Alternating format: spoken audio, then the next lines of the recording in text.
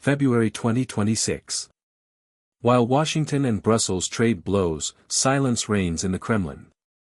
Vladimir Putin has chosen a long-wait strategy. The rift between Trump and EU leaders gives Moscow a unique opportunity, the likes of which hasn't existed in decades. The plan is simple: wait until European industry begins to suffocate without the American market and cheap resources, then offer a deal they can't refuse. Moscow's main tool is energy peace. With Trump imposing a 15% tariff, Europe is losing billions. Brussels needs ultra-cheap resources to salvage the remnants of its industry. The Kremlin is making it clear, gas can return to German pipelines and oil to French refineries, but the price will be political. Condition number 1 is the complete dismantling of the sanctions regime and recognition of new borders in Europe.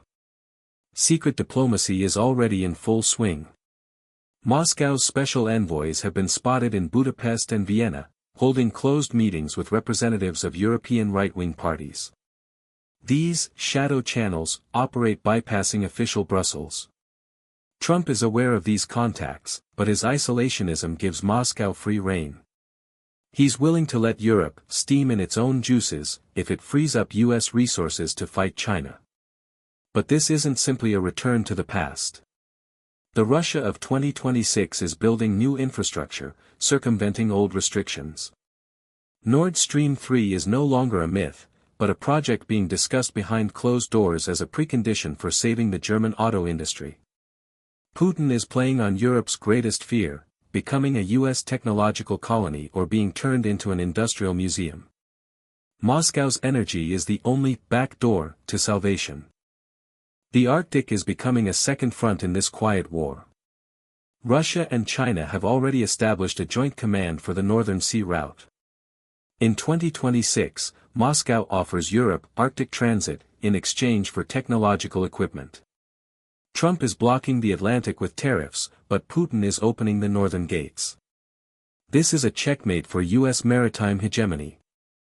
Europe faces a choice: loyalty to NATO or economic survival. At the same time, the Kremlin is dismantling sanctions from within.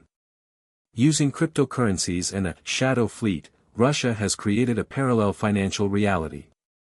In 2026, European companies are opening branches en masse in Kazakhstan and Uzbekistan to continue doing business with Moscow.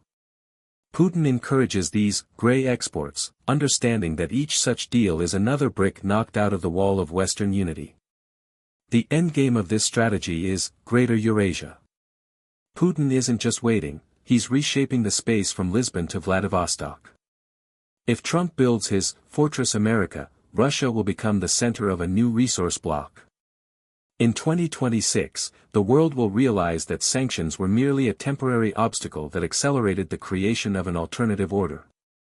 The Old West is dead, and Moscow is ready to write the rules for the new one.